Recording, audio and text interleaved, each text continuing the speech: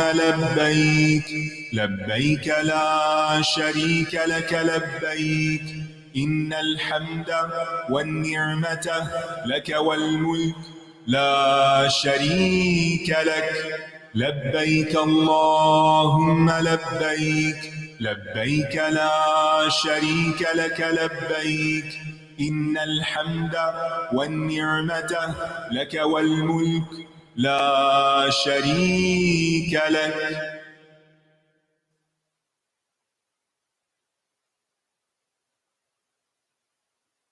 الله أكبر الله أكبر الله أكبر لا إله إلا الله الله أكبر الله أكبر ولله الحمد الله أكبر الله أكبر الله أكبر لا إله إلا الله الله أكبر الله أكبر ولله الحمد.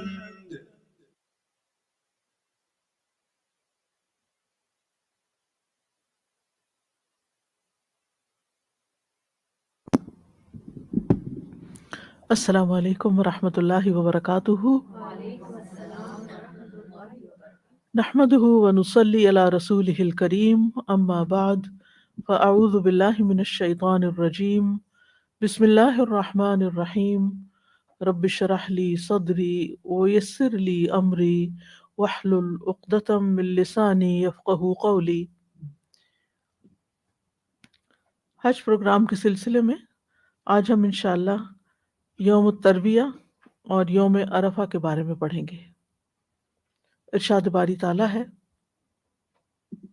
ليس عليكم جناح أن تبتغوا فضلا من ربكم فإذا أفضتم من عرفات فاذكروا الله عند المشعر الحرام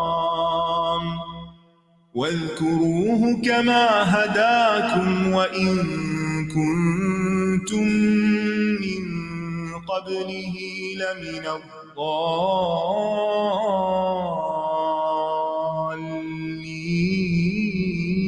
الضالين ثم أفيضوا من حيث أفاض الناس واستغفروا الله إن الله غفور رحيم. تم پر کچھ گناہ نہیں کہ حج کے دوران اپنے رب کا فضل تلاش کرو، پھر جب تم عرفات سے لوٹو تو مشعر حرام یعنی مزدلفہ کے پاس اللہ کا ذکر کرو، اور اس کا ذکر ایسے کرو جس طرح اس نے تمہیں ہدایت دی، اور بے شک تم لوگ اس سے قبل یقیناً گمراہوں میں سے تھے. پھر جہاں سے لوگ واپس لوٹیں وہیں سے تم بھی واپس لوٹو، اور اللہ سے بخشش مانگو، بے شک اللہ بے حد بخشنے والا نہایت رحم کرنے والا ہے. یہ آیات بھی حج کے احکامات سے متعلق ہیں. اس سے پچھلی آیت میں اللہ سبحانہ وتعالیٰ نے فرمایا وَتَزَوَّدُوا فَإِنَّ خَيْرَ الزَّادِ التَّقْوَى وَاتَّقُونِ يَا أُولِي الْأَلْبَابِ، اور تم زاد راہ لے لو، پس بے شک بہترین زاد راہ تقوی ہے، اور اے عقل والو مجھ سے ڈرتے رہو. تو اللہ سبحانہ وتعالیٰ نے جب زاد راہ لے کر چلنے کی نصیحت کی تو اس کے بعد تقوی کا حکم بھی دیا، پھر اس بات کی خبر بھی دی کہ موسم حج میں تجارت کرنے میں کوئی حرج نہیں، اور ایسا کرنا تقوی کے خلاف نہیں، جیسا کہ زمانے جاہلیت میں لوگ سمجھتے تھے کہ عبادت کے سفر میں تجارت نہیں ہو سکتی، یعنی گناہ کا کام ہے. تو اللہ تعالیٰ نے فرمایا کہ نہیں، لیسا علیکم جناح، تم پر کوئی گناہ نہیں، اس میں کوئی غلط بات نہیں اگر تم حج کے ساتھ ساتھ اپنی ضروریات پوری کرنے کے لیے کچھ کام بھی کر لو. تو جاہلیت کے غلط اعتقادات میں سے یہ بھی ایک عقیدہ تھا کہ وہ حج کے دوران مال کمانے کو مکروہ خیال کرتے تھے اور اسے اخلاص کے خلاف سمجھتے تھے، تو اللہ تعالیٰ نے اس کی اجازت دے دی۔ جب اگر انسان کا اصل مقصد حج کرنا ہی ہو، یعنی وہ حج کی نیت سے جا رہا ہے لیکن ساتھ کچھ کام کاج بھی کر رہا ہے، جیسے انسان باقی کام کرتا ہے، کھانا پینا، وہاں خرید و فروخت کرتا ہے، تو ضرورت کی چیزیں خریدتا ہے، تو اگر ضرورت کی کچھ چیزیں بیچ بھی دے تو اس میں کوئی گناہ کی بات نہیں ہے۔ ہاں، شرط یہ ہے کہ یہ تجارت حج کے ارکان کی ادائیگی میں خلل نہ ڈالے۔ یہ نہ ہو کہ لوگ تو ارکان حج ادا کر رہے ہیں اور آپ اپنا سامان ہی لا لے جا رہے ہوں، یا آپ صرف اپنے کام میں ہی لگے ہوئے ہوں۔ اس کے بعد یہ بھی فرمایا کہ فَإِذَا أَفَضْتُم مِّنْ عَرَفَاتٍ، جب تم عرفات سے لوٹو، تو حج کے دن سب سے پہلے یعنی یوم الترویہ میں پہلے طواف کرتے ہیں لوگ، پھر منا کی طرف جاتے ہیں، پھر مزدلفہ جاتے ہیں، پھر عرفات آتا ہے، یعنی آخری پوائنٹ ہے عرفات۔ تو وہاں سے جب واپس آتے ہیں، یعنی واپسی کا سفر شروع ہوتا ہے، فَإِذَا أَفَضْتُم مِّنْ عَرَفَاتٍ، اور عرفات میں سورج غروب ہونے تک ٹھہرنا ہوتا ہے، تو پھر مزدلفہ میں رات بسر کی جاتی ہے، اور پھر صبح کے اندھیرے تک، صبح کی نماز اندھیرے میں پڑھنے کے بعد سورج طلوع ہونے تک ذکر الہی میں مشغول رہا جاتا ہے۔ اس کے بعد پھر واپس منا کی طرف روانگی ہوتی ہے، اور منا پہنچ کر رمی جمار ہوتی ہے، قربانی کی جاتی ہے، پھر طواف اور سعی کے لیے جاتے ہیں، اور واپس پھر ایام تشریق کی راتیں منا میں ہی گزارتے ہیں۔ تو یہ جتنے بھی کام ہیں یہ حج کے آخری مناسک میں سے ہیں۔ تو اللہ سبحانہ وتعالیٰ نے کیا حکم دیا کہ جب یہ سارے مناسک پورے کر لو تو فارغ ہو کر استغفار کرو اور کثرت سے اللہ کا ذکر کرو۔ استغفار کا کیا مقصد ہے کہ عبادت کی ادائیگی میں اگر کسی قسم کی کوئی کوتاہی ہو گئی ہے، کوئی خلل واقع ہو گیا ہے، تو استغفار کرنے سے اس کی تلافی ہو جائے۔ اور اللہ سبحانہ تعالیٰ کا ذکر اس لیے کہ اللہ نے یہ جو موقع دیا ہے اس کا شکر ادا کیا جائے اور اس پر اسی کو یاد کیا جائے، یعنی اس نے اتنی عظیم عبادت کی توفیق عطا کی، اتنا بڑا ہم پر احسان کیا، کیونکہ یاد رکھیے کہ آپ کے پاس سارے وسائل بھی ہوں، آپ کی صحت بھی اچھی ہو، سب کچھ بھی ہو، لیکن آپ حج پہ صرف اسی وقت جا سکتے ہیں جب اللہ کا اذن ہو، اللہ کا بلاوا ہو، اور اگر وہ نہ ہو تو سب چیزیں دری کی دری رہ جاتی۔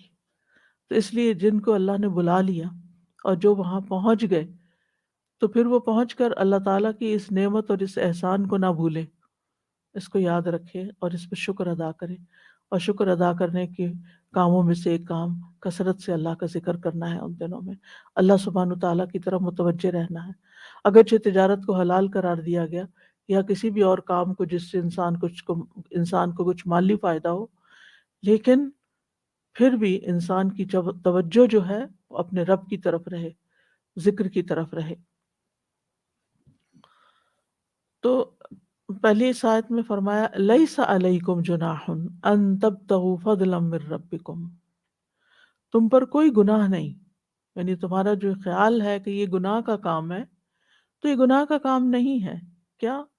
ان تبتغوا فضلا من ربکم، کہ تم اپنے رب کا فضل تلاش کرو، یعنی حلال روزی کمانا جو ہے اس کو رب کا فضل قرار دیا۔ یعنی اگر کسی کے پاس جاب ہے، اگر کسی کے پاس بزنس ہے، اگر کسی کے پاس مال کمانے کا حلال طریقے سے کوئی ذریعہ ہے، تو یہ رب کا بڑا ہی فضل ہے اس پر، یہ بڑا ہی احسان ہے رب کا کہ اللہ تعالیٰ اس کو کسی کا محتاج نہیں کر رہا، بلکہ وہ خود کمانے کے قابل ہے، وہ کسی پر ڈیپینڈنٹ نہیں ہے۔ کیونکہ اس کو ایک اور جگہ بھی فضل کہا گیا، جیسے سورۃ مزمل میں آتا ہے وَآخَرُونَ يَضْرِبُونَ فِي الْأَرْضِ يَبْتَغُونَ مِنْ فَضْلِ اللَّهِ، کہ کچھ دوسرے لوگ زمین میں سفر کریں گے، اللہ کا فضل تلاش کریں گے۔ یعنی جب آپ کسی بزنس ٹرپ پر ہوتے ہیں، آپ اپنے گھر سے نکل کر کام پر جاتے ہیں اللہ کا فضل تلاش کرنے کے لیے، تو یہ بھی ایک نیکی کا کام ہے، یہ بھی ایک عبادت کا کام ہے، ایز لانگ ایز آپ کے دوسرے فرائض اور حقوق دوسروں کے متاثر نہ ہو رہے ہوں۔ تو بہرحال ایک صحیح بخاری کی روایت سے بھی پتہ چلتا ہے کہ دوران حج تجارت کی اجازت ہے۔ ابن عباس روایت کرتے ہیں کہ اوکاز، مجنہ اور ذو المجاز جاہلیت کے دور میں بازار تھے، یعنی جن میں لوگ آ کے مختلف ہر طرف سے لوگ آتے تھے، اپنے اپنے علاقے کی چیزیں لاتے اور وہاں خرید و فروخت کرتے۔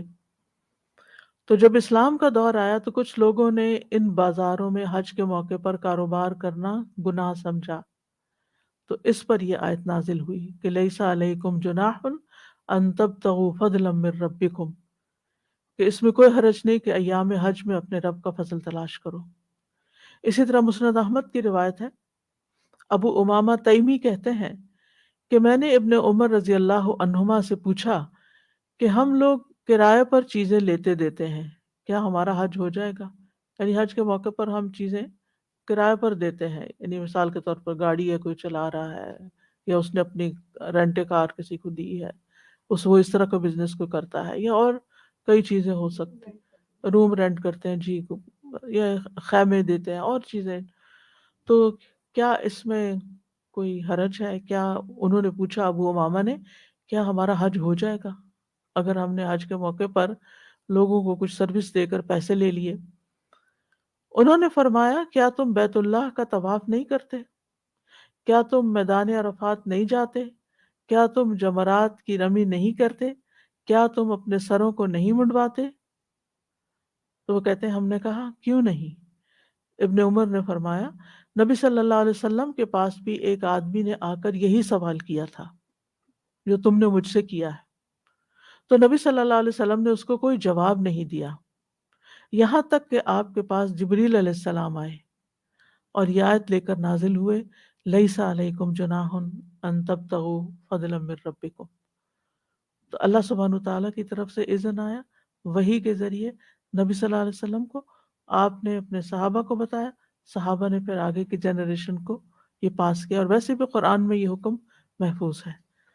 تو اگر کوئی شخص حج پہ جاتا ہے اور اپنے علاقے کی کچھ چیزیں لے جاتا ہے اور لوگوں کو حاجیوں کے بیچ میں بیچ دیتا ہے، تو ان کے لیے ایک نئی چیز ہوگی، فائدے کی چیز ہوگی، استعمال کی چیز ہوگی، ضروریات زندگی کی چیز ہوگی، اور وہ لے کر اپنے علاقوں میں چلے جاتے ہیں، یا ان کے لیے آپ ایک طرح سے سروس پرووائڈ کر رہے ہیں، اگر ان کے کھانے پینے کی کوئی چیز مہیا کر رہے ہیں، کیونکہ اگر سارے لوگ کاروبار چھوڑ بیٹھیں اور صرف حج کریں تو پھر لوگ وہاں اپنی ضروریات کیسے پوری کریں گے، جو کہ مختلف طرح کی ہوتی ہیں۔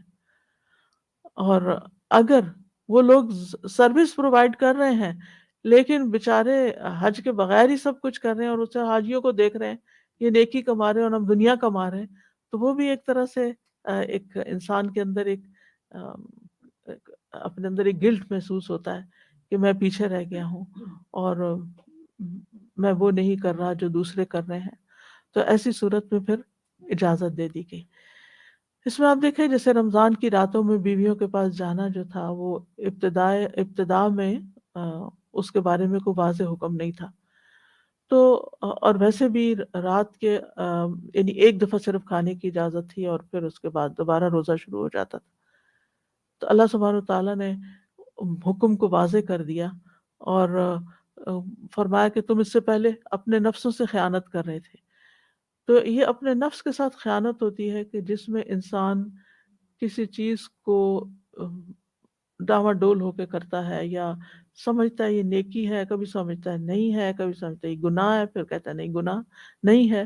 تو ایسے میں اپنے تردد کو دور کر لینا چاہیے اور واضح حکم معلوم کر لینا چاہیے، تاکہ لیحییٰ من حی عن بینہ، جس کو زندہ رہنا ہے وہ بینہ کے ساتھ زندہ رہے، یعنی واضح دلیل پر ہو، شک میں نہ ہو، خوف میں نہ ہو، کیونکہ جب انسان خوف کی حالت میں ہوتا ہے کہ پتہ نہیں میں ٹھیک کر رہا ہوں یا نہیں، اللہ سے ڈر لگتا ہے یا بعض اوقات لوگوں سے ڈر لگتا ہے، تو یہ چیز اس کے لیے نقصان دہ ہوتی ہے۔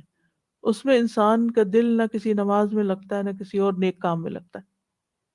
تو بہت ضروری ہوتا ہے کہ انسان پھر شک کو دور کر کے اپنے آپ کو واضح کرے اور یقین کے ساتھ اور کانفیڈنس کے ساتھ کام کرے. مثلاً اگر حج کے دوران آپ بزنس کر رہے ہیں اور کوئی آپ کو کوئی تانا دے جاتا ہے تم تو یہی کرنے آئے تھے یہاں، اور آپ کو اگر پتا ہو یہ حکم کہ اس میں گناہ کی بات نہیں، تو کسی کی بات کا آپ پر کوئی اثر نہیں ہوگا. آپ اسی کو معذور سمجھے کہ یہ بیچارہ اس کو پتا نہیں ہے، تو کوئی لڑائی جھگڑا وہاں نہیں ہوگا. ورنہ اگر آپ خود بھی دل کے چور ہیں اور کوئی اور بھی آپ کو احساس دلا دیتا ہے تو آپ خواہ مخواہ کی ایک ذہنی پریشانی میں مبتلا ہو جاتے ہیں، اور ہو سکتا ہے کہ آپ بیکار کی آرگیومنٹ میں پڑ جائیں اور ایک دوسرے کے ساتھ گتم گتھا ہو جائیں اور حج کا مقصد ہی ختم ہو جائے. ولا فسوق ولا جدال فی الحج.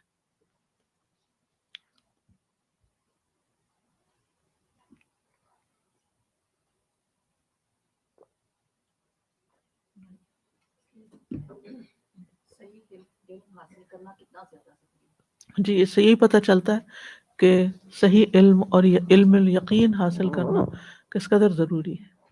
مجھے خیال آتا ہے سادہ جی، جیسے آپ نے کہا کہ شک دور کرنا اور عمل یقین کے، جیسے رمضان میں فار انسٹنس مساجد میں تو ویسے ہی خرید و فروخت منع ہے کہ رمضان میں کبھی کوئی کچھ خواتین اپنا پرسنل کوئی عبایا کا یا کوئی اسکارفس کا بزنس کرتی ہیں، کوئی سیمپل چھپا کے لے آتی تھیں، چیئر کے نیچے رکھ دیا، تراوی کے دوران بیچ میں گیپ ہے تو دوسری لیڈیز کو بتایا کہ یہ اویلیبل ہے فار سیل. تو وہ ایک یعنی غلط عمل ہم سوچتے ہیں نا کہ مسجد میں منع ہے تو آپ اس طرح چھپ چھپا کے کیوں کر رہے ہیں. تو یہ جو آپ نے بات کہی نا کہ نفس سے خیانت نہ کریں، اگر کسی کا فار انسٹنس اس طرح کا بزنس ہے اور وہ وہاں حج پہ اپنے ساتھ کچھ ایکسٹرا لے جاتی ہیں اور نان صلاح ٹائم پہ مساجد کے علاوہ کہیں کر لیتی ہیں تو دیٹ شوڈ بی اوکے، بالکل ہے نا. بالکل. اور اس میں یہ ہے کہ اگر آپ مثلاً کوئی بزنس کر رہے ہیں اور مسجد میں آپ کو اعلان کرنا ہے تو مسجد کے اندر نہ کریں، آپ مسجد کے باہر کھڑے ہو جائیں، اپنے فلائر دے دیں، اپنے کارڈ دے دیں، انتظامیہ سے پوچھ کر مسجد کے باہر کے ایریے میں کوئی سٹال لگا لیں. بہت سی مساجد کے باہر فوڈ سٹالز ہوتے ہیں، فروٹ سٹالز ہوتے ہیں، تو اس میں کوئی حرج نہیں، لوگوں کے لیے ایک سہولت ہوتی ہے. یا مسجد کی انتظامیہ نے اگر مسجد سے ہٹ کر کوئی اور اپنی جگہ بنائی ہوئی ہے تو وہاں پر آپ اپنا کام کاروبار کر لیں. آپ جمعہ پہ پڑھنے جا رہے ہیں، تراویح پڑھنے جا رہے ہیں، اور اس سے پہلے یا بعد میں اگر تھوڑی دیر اپنا کوئی کام کاج کر لیتے ہیں اجازت کے ساتھ مسجد سے ہٹ کر، تو اس میں کوئی حرج کی بات نہیں ہے. یعنی آپ کی نیت میں کوئی خلل نہیں آئے گا کہ آپ گئے ہیں مسجد اور آپ تراویح پڑھنے گئے ہیں یا کاروبار کرنے گئے ہیں. یہ اللہ کا فضل ہے، دونوں کام کرنے میں کوئی حرج نہیں. ایک منٹ پیچھے. السلام علیکم. فرائیڈے سیل کے لیے ہم چیزیں لگاتے ہیں نا ادھر، تو 2 دفعہ ایسے ہوا کہ سورج جمعہ ہی آ رہی تھی، تو ہم جب لوگ آ رہے ہوتے ہیں تو ہم چیزیں مطلب سیل کر رہے ہوتے، تو جب خطبہ شروع ہو گیا تو مجھے کلک ہوا کہ نہیں ہمیں اب یہ بند کر دینا چاہیے. صحیح. تو میں نے سلمان باجی کو کہا کہ ہم اس کو بند کر دیا کریں گے اور جب جمعہ پورا ہوگا پھر ہم کیا کریں گے. تو اب ہم نے ایسے ہی کرنا شروع کر دیا کہ جیسے ہی مطلب ممبر پہ آتے ہیں تو ہم بند کر دیتے ہیں اپنا اور سائڈ پہ ہو جاتے ہیں، اور پھر جب جمعہ ختم ہوتا ہے تو پھر ہم دوبارہ اپنے وہاں جاتے ہیں تاکہ لوگ جمعہ چھوڑ کے خرید جی و فروخت میں نہ کھڑے رہیں. جمعہ شروع ہوا تو سب جمعہ کی طرف جائیں. اور یہ تو ایریا کیفیٹیریا کہلاتا ہے، یہ تو مسجد کہلاتا نہیں. وہ تو ویسے ایکسٹینشن اگر ضرورت ہو زیادہ رش کی وجہ سے تو لوگ آ جائیں تو اور بات ہے. السلام علیکم استاذہ جی، میرا ایک سوال ہے. جو ہم مسجد وغیرہ میں فلائرز جیسے دیتے ہیں تو اس میں تعلیم مجھے کے لیے جی کوئی تعلیم حرج کے نہیں، اس میں کا کوئی حرج نہیں. اس میں انہوں نے مجھے بہت بری طرح سے ڈانٹا تھا جو وہاں کی انتظامیہ کی تھی کہ آپ نے وہ پوچھ کے ویسے ہی امام سے ناراض دینا، ہوتے ہیں کہ اور جگہ کی فلائر یہاں نہ دیے جائیں، لیکن یہ اس کہ میں کوئی گناہ اس کی میں کوئی بات ہے. گناہ نہیں. تو علم کی بات ہے. مقصد یہ ہوتا ہے کہتے ہیں کہ ہم سے پوچھ کے دیں، جی. تو آئی تھنک کرنا چاہیے. فَإِذَا آپ کچھ کہتے ہیں سحر کو دے. سر مجھے یہ سوچ کے ایسا احساس ہو رہا تھا سبحان اللہ کہ اللہ تعالیٰ نے دنیاوی چیزیں کیسے ایک بالکل کلیئر انڈیکیشن دے دی کہ کیسے کرنا ہے، لیکن دل میں کیا ہونا چاہیے، یعنی دل میں کیا یاد ہونی چاہیے. It's such a beautiful balance جو ہمیں کئی، ورنہ ہم تو ایسے انسان ایکسٹریم پہ ہی چلے جائیں، ایکسٹریم حرام پہ کرنا جاتے چاہیں ہیں. تو ہر چیز کو ہی بالکل وہ کر دیں، کریں تو بالکل مجاور بن کے شاید عبادت کی اس میں ہی بیٹھ جائیں. کوئی بیلنس نہیں ہے ہماری زندگی میں، اور جب تک یہ ڈیوائن گائیڈنس نہ ہو سبحان اللہ ہم واقعی کتنے لاسٹ ہو. اللہ تعالیٰ کا اتنا احسان ہے الحمدللہ رب العالمین. اور اس مال کے کمانے کو فضل قرار دیا. فَإِذَا أَفَضْتُم مِّنْ عَرَفَاتٍ، پھر جب تم عرفات سے لوٹو، افاظہ یفیظ افاظہ، افاظت الماء کہتے ہیں پانی کا بہنا. آپ دیکھیں نیاگرا فالز کو مائنڈ میں لائیں کہ جب وہ پانی بہتا ہے تو کیسا لگتا ہے. اس سے تشبیہ دی گئی ہے حج کے کراؤڈ کے نکلنے کو. جب لاکھوں کا کراؤڈ نکلتا ہے تو یوں لگتا ہے جیسے پانی بہ رہا ہو، جیسے کوئی سمندر کی لہریں ہوں. اگر آپ نے کبھی حج کے دن کا طواف اوپر کی چھت سے دیکھا ہو اور حاجیوں کو، تو بعض اوقات یوں محسوس ہوتا ہے جیسے زمین گھوم رہی ہے، لوگ نہیں گھوم رہے. بالکل ایسے لگتا ہے جیسے پانی کی لہریں ہیں، جیسے گول گول گھومے چلی جا رہی. یعنی لوگ نظر نہیں آتے لیکن وہ ایک آپ کو وائبریشن سی محسوس ہوتی ہے کہ کچھ یہاں گھومنے کی چیز ہے. تو اس لیے یہاں پر رجا تم نہیں کہا گیا، اذا رجا تم من عرفات افز تم من افد تم من عرفات. تو یعنی تم گروہوں کی شکل میں بہنے والی وادیوں اور نہروں کی طرح تم وہاں سے نکل رہے ہو، کیونکہ عرفات وہ جگہ ہے جہاں سارے کے سارے حجاج کرام بیک وقت جمع ہو جاتے ہیں. اگر 1 ملین حج کر رہا ہے تو وہ ملین کا ملین وہاں اس وقت عرفات میں موجود ہے، اور اگر زیادہ کر رہے ہیں تو زیادہ، سب ایک بیک وقت ایک جگہ میدان حشر ہے. اور ایک اور بات یہ کہ باقی جگہوں سے لوگ آگے پیچھے نکل سکتے ہیں. یعنی مکہ سے آپ نکل رہے ہیں، کچھ لوگ طواف کر کے نکلتے ہیں، کچھ بغیر طواف کے نکلتے ہیں، اپنی اپنی جگہوں سے، اپنے اپنے گھروں سے. تو وہ ٹریفک کا رش ہو جاتا ہے لیکن اس طرح لوگ اکٹھے نہیں نظر آتے. اسی طرح جب آپ منا سے عرفات کی طرف جاتے ہیں تو بھی وہ صبح سے جانا شروع ہو جاتے، تھوڑے تھوڑے تھوڑے کرتے کرتے ظہر تک وہ پہنچ جاتے ہیں. لیکن عرفات سے نکلنے کی اجازت ہی نہیں جب تک کہ سورج غروب نہ ہو جائے. اب جب جو ہی غروب ہوتا ہے تو سارے کے سارے لوگ تیار کھڑے ہوتے ہیں اور وہ ایک ریلے کی شکل میں نکلتے ہیں باہر. یعنی بیسیکلی تو ٹریفک ہی اب نظر آتی ہے، گاڑی ہی نظر آتی ہے، جو کچھ بھی ہوتا ہے بہرحال وہ ساری اکٹھی چلتی ہیں تو ایسا لگتا ہے جیسے پانی کی لہریں آ رہی ہوں. یعنی کثرت تعداد کی وجہ سے ایسا لگتا ہے جیسے سیلاب بہہ رہا ہو. اور عرفات کا لفظ جو ہے یہ جمع ہے، عرفات، اس کو، اور یہ پہاڑ کا نام ہے اور اس کو عرفہ بھی کہا جاتا ہے. عرفات اور عرفہ دونوں یہ حدود حرم سے باہر ہے. حج میں حاجیوں کو اس میدان میں پہنچنا اور زوال آفتاب سے مغرب تک یہاں قیام کرنا حج کا اہم ترین فریضہ ہے. یعنی زوال آفتاب کے بعد وقوف شروع ہوتا ہے. اس سے پہلے اگر آپ پہنچ بھی گئے تو اپنے خیموں میں بیٹھے رہیں، کچھ کام کاج کرتے رہیں، اپنا کھانا پینا سارے ضروری امور طے کر لیں تاکہ جو ہی وقوف کا وقت ہو تو پھر آپ سب کاموں سے فارغ ہو چکے ہوں. اگر عرفات کا قیام فوت ہو جائے تو حج نہیں ہوتا. کفارے اور فدیے سے بھی اس کمی کو پورا نہیں کیا جا سکتا. یعنی اس شخص کا حج ہے ہی نہیں جو عرفات تک نہیں گیا. تو اس لیے یہ جگہ بہت اہم مقامات میں سے ہے حج کی.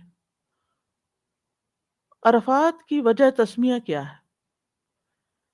ایک وجہ یہ بتائی جاتی ہے کہ یہ اعتراف کرنے سے ہے کہ یہاں پر لوگ اپنے گناہوں کا اعتراف کرتے ہیں اور گناہوں کی بخشش کا سوال کرتے ہیں. دوسرا معنی یہ کیا گیا ہے کہ یہاں لوگ ایک دوسرے سے متعارف ہوتے ہیں، ایک دوسرے کا تعارف حاصل کرتے ہیں. یعنی ایک ہی جگہ ہے جہاں سب جمع ہوتے ہیں تو بعض سے تعارف حاصل کرتے ہیں. تیسرا معنی یہ بتایا گیا کہ یہاں آدم علیہ السلام کو مناسک حج سکھائے گئے تھے. جب جبریل علیہ السلام نے ان کو حج کے ابراہیم علیہ السلام کو جب جبریل علیہ السلام نے حج کے طریقے سکھائے تو جبریل علیہ السلام نے ان سے پوچھا جب یہاں پہنچے، عرفتہ، آپ کو سب معلوم ہو گیا؟ تو انہوں نے کہا عرفتو، یعنی مجھے پتا چل گیا کہ کیسے حج کرتے ہیں. اور ایک اور قول یہ ہے کہ یہ آدم اور حوا کی ملاقات کی جگہ ہے، ایک دوسرے کو ملے اور پہچان کی جگہ.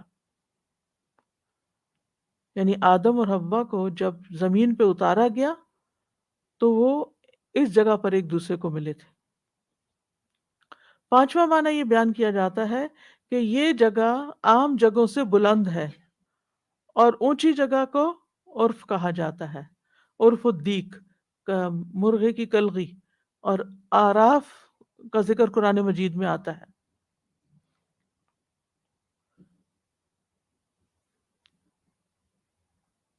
تو فرمایا کہ جب یہاں پر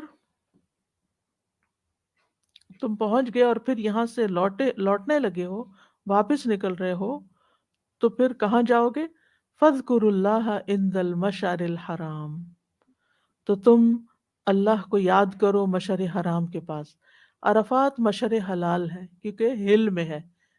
ہل کا مطلب یہ کہ حرم نہیں ہے وہ، اور مشعر حرام حرم کے اندر ہے. اور مشعر ایسی جگہ کو کہتے ہیں جہاں اللہ کی عظیم عبادت بجا لائی جائے، مفعل کے وزن پر ہے، یعنی عبادت کی جگہ، علامت ہے وہ. اور حرام کا مطلب ہے حرمت والا. تو مشعر دو طرح کے ہیں، مشعر حلال اور مشعر حرام. مشعر حلال عرفہ ہے اور مشعر حرام مزدلفہ ہے. اور یہ ایک مزدلفہ جو ہے اس میں ایک پہاڑ ہے، اس کو بھی مشعر حرام کہا جاتا ہے، اور اس پہاڑ کے آس پاس کے میدان کو مزدلفہ کہا جاتا ہے. یہ مکہ سے 6 میل کے فاصلے پر ہے. اور عرفات سے واپسی پر یہاں رات بسر کرنی ہوتی ہے. تو رات یہاں گزار کے پھر کیا کرنا ہے؟ فجر کی نماز پڑھ کر، جو اندھیرے میں پڑھی جاتی ہے، خوب روشنی پھیلنے تک دعائیں کی جاتی ہیں، اور یہاں وقوف کیا جاتا ہے. عرفات میں بھی وقوف ہوتا ہے، وہ بہت طویل ہوتا ہے، ظہر کے بعد سے لے کے مغرب تک. لیکن یہاں پر فجر یعنی ایک دن کے اس کنارے پر، ایک دن کے اس کنارے پر، فجر کی نماز پڑھ کر سورج نکلنے تک. تو مزدلفہ کے پاس دعائیں اور اذکار یہ سب کچھ کی جاتے ہیں، یعنی تسبیحات بھی کر سکتے ہیں، دعائیں بھی کر سکتے ہیں. جی جی. آپ نے بھی فرمایا تھا کہ عرفات میں اگر ہم پہلے بھی پہنچ جاتے ہیں تو اس وقت ہم دعائیں مانگنی نہیں شروع کریں جب تک ظہر کا ٹائم نہ ہو. I just want to clarify it. ویسے تو انسان زندگی میں ہر وقت دعائیں مانگ جی سکتا ہے جی نا، کوئی جی منع نہیں ہے. جی لیکن وقوف عرفات یعنی جو حج کا رکن ادا ہوگا وہ زوال کے بعد سے شروع ہوگا، اور اس وقت وہ پھر حج والی دعائیں شروع ہو جائیں گی، یعنی مخصوص دعائیں. جزاک اللہ خیر. یعنی جاتے ہی آپ کا ریچول نہیں شروع ہوگا. آپ اپنے خیمے میں چلے گئے، آپ نے اپنی جگہ بنائی. آپ نے دیکھا ہوگا لوگ سارے جگہ بناتے ہیں، پھر اپنے اپنے ٹھکانے ان کو ملتے ہیں، پھر کچھ لوگ لیٹ بھی جاتے ہیں، ریسٹ کر لیتے ہیں، کچھ لوگ کھانا کھا لیتے ہیں، کچھ لوگ وضو وغیرہ کر کے اپنے آ کے سکون سے بیٹھ جاتے ہیں. پھر ایک دم خطبہ شروع ہوتا ہے. پھر اب تو پچھلا جو میں نے آج کیا تو اس میں ہمارے ٹینٹس میں وہ انتظام تھا، یعنی مسجد سے جو خطبہ آ رہا تھا وہ سنائی دے رہا تھا، کیونکہ مسجد میں تو سب پورے نہیں آتے، اور جانا بھی نہیں اس طرح چاہیے کہ اتنا ہجوم کر دیں وہاں انسان. تو پھر وہ خیموں تک بھی اب ریڈیو کے ذریعے وہ خطبہ جو ہے اسپیکر پہ لگا دیتے ہیں اور وہ سنتے ہیں. تو پھر وہ خطبہ سنا، پھر اس کے بعد نمازیں جمع ہوئیں، اور پھر اس کے بعد یہ ہے کہ وقوف شروع ہو گیا. تو وقوف بہتر تو یہ کہ خیمے سے باہر ہو، لیکن اگر بہت گرمی لگے تو اندر بھی ہو سکتا ہے. وقوف کا مطلب ہوتا ہے کھڑے ہو کر دعائیں کر. آگے میں انشاءاللہ ڈیٹیل میں آتی. تو بات یہ ہو رہی تھی کہ مشعر حرام کے پاس دعا کرنے کا حکم ہے، ذکر کرنے کا حکم ہے. اب سوال یہ پیدا ہوتا ہے کہ عرفات حرم کے باہر کیوں ہے؟ حالانکہ حج کا رکن اعظم ہے وہ، اور وہ حرم کے باہر ہے، تاکہ حرم کے باہر اور حرم کے اندر دونوں جگہ عبادت کا موقع مل جائے. یعنی حج کے دوران آپ صرف حرم کے اندر اندر نہ رہیں، بلکہ اس سے باہر نکل کر بھی عبادت کریں. یعنی دونوں جگہوں پر اپنی عبادت کو جمع کر لیتا ہے حاجی. نبی صلی اللہ علیہ وسلم نے حضرت عائشہ کو عمرے کے لیے تنعیم نامی جگہ سے احرام باندھنے کا حکم دیا تاکہ وہ اپنی عبادت میں ہل اور حرم دونوں کو جمع کر سکیں. پھر فرمایا فذکر اللہ، تو اللہ کا ذکر کرو، یعنی زبان، دل، اعضاء کے ساتھ جو بھی عبادت کی جائے گی وہ ذکر میں ہی شمار ہوگی. اس سے مراد خاص طور پر مغرب، عشاء اور فجر کی نماز ہے جو مزدلفہ میں ادا کی جاتی. یہ سب سے بڑا ذکر ہے. اس کے علاوہ قرآن کی تلاوت ہے، ذکر ہے، تسبیحات ہیں. جابر رضی اللہ عنہ بیان کرتے ہیں کہ رسول اللہ صلی اللہ علیہ وسلم عرفات میں آئے. وہاں نمرہ کے مقام پر آپ کے لیے ایک خیمہ لگا دیا گیا. آپ نے اس میں قیام فرمایا. جب سورج ڈھل گیا تو آپ نے اپنی اونٹنی قصبہ کو کسنے کا حکم دیا، یعنی تیار کرنے کا حکم دیا. جب وہ کس دی گئی تو آپ اس پر سوار ہو کر بطن وادی میں آئے اور لوگوں کے سامنے ایک خطبہ دیا. بطن وادی یعنی کہ سینٹر مقام پر آئے. پھر مؤذن نے اذان دی، یعنی سب سے پہلے آپ نمرہ میں گئے، ٹھیک ہے، جہاں مسجد نمرہ آپ اس وقت بھی تھی. پھر مؤذن نے اذان دی، پھر اقامت کہی. پھر رسول اللہ صلی اللہ علیہ وسلم نے ظہر کی نماز پڑھائی. پھر مؤذن نے اقامت کہی. پھر آپ نے عصر کی نماز پڑھائی. ان دونوں نمازوں کے درمیان کچھ نہیں پڑھا. خطبہ اس سے پہلے ہی دیا جا چکا تھا. یعنی جو ہی آپ یہاں پر یعنی وادی کے بطن میں آئے تو لوگوں کے سامنے پہلے خطبہ دیا، پھر نمازیں پڑھائیں. پھر آپ سوار ہو گئے یہاں تک کہ موقف میں آئے، یعنی کھڑے ہونے وقوف کی جگہ پر آئے. وہاں آپ نے غروب آفتاب تک وقوف فرمایا. پھر جب شفق کی زردی کم ہو گئی تو آپ وہاں سے روانہ ہو کر مزدلفہ پہنچے. وہاں آپ نے مغرب اور عشاء کی نماز پڑھائی. آپ لیٹ گئے یہاں تک کہ صبح صادق ہو گئی تو آپ نے صبح کی نماز اذان اور اقامت کے ساتھ ادا کی. یاد رکھیے یہاں پر آپ نے رات کو تہجد نہیں پڑھے، نہ وتر پڑھے. یہ وہ واحد رات ہے جس میں آپ نے صرف پہنچ کر مغرب اور عشاء کی نماز جمع کر کے پڑھائی اور اس کے بعد کوئی نماز نہیں پڑھی حتیٰ کہ فجر ہو گئی، وتر بھی نہیں. پھر فجر کی نماز پڑھی. اب دیکھیے حج کے جو رولز اینڈ ریگولیشنز ہیں وہ عام زندگی سے مختلف ہیں. عام زندگی میں عورت کو نقاب کرنا ہے تو وہاں نقاب نہیں کرنا، گلوز پہننے ہیں تو وہاں گلوز نہیں پہننے. عام زندگی میں آپ ہر نماز اپنے وقت پر پڑھتے ہیں، وہاں آپ عرفات میں بھی جمع کر رہے ہیں، آپ مزدلفہ میں بھی جمع کر رہے ہیں. وہاں پر عام زندگی میں جو ہی مغرب کی اذان ہو تو آپ فوراً نماز پڑھ لیتے ہیں. وہاں مغرب کی اذان ہو رہی ہوتی ہے اور آپ کو روانگی کے لیے کہتے ہیں. وہ اتنی ایک عجیب سی فیلنگ ہوتی ہے. مجھے اچھی طرح یاد ہے کہ جس بس میں ہم سوار تھے وہاں اذان شروع ہو گئی. اب وہ طبیعت میں ہے نا کہ اذان سنتے کہ بے چینی شروع ہو جاتی ہے کہ نماز کا وقت تھوڑا ہے، مغرب ہے، ابھی اندھیرا ہو جائے گا. تو لیکن اتنی عجیب سی فیلنگ تھی کہ یہ اللہ کی اطاعت، عبادت دراصل اللہ کی اطاعت کا نام ہے. وہ کہتا ہے اذان ہونے کے باوجود ابھی نماز نہیں پڑھنی، آگے جا کے پڑھنی ہے، تو پھر آگے جا کے پڑھنی ہے. الگ الگ نہیں وقتوں پہ پڑھنی، جمع کرنی ہے تو جمع ہی کرنی ہے. وہاں مینڈیٹری ہے مزدلفہ میں مغرب اور عشاء کو جمع کرنا. اور پھر رات کی عبادت نہیں کرنی. بہت سے لوگ مجھ سے سوال کرتے ہیں مزدلفہ کی رات کی خاص عبادت کیا ہے؟ بھئی کوئی عبادت نہیں. نبی صلی اللہ علیہ وسلم سوئے تھے، آرام کیا تھا، آپ بھی آرام کریں، یہی سنت ہے. تھک بھی جاتا ہے انسان، اور اگر سنت کا ذہن میں رکھ کے سنت کو فالو کرتے ہوئے آپ آرام کر رہے ہیں تو آرام کا اپنا ہی ایک مزہ ہے کہ آرام کر رہے ہیں اور ثواب مل رہا ہے. جی وسلم نے وقوف کیا تھا، کیا وہ اپنی سواری کے اوپر ہی سوار ہو کے دعائیں مانگی تھی یا کھڑے ہو کے؟ کھڑے ہو کر بھی. کھڑے ہو کے.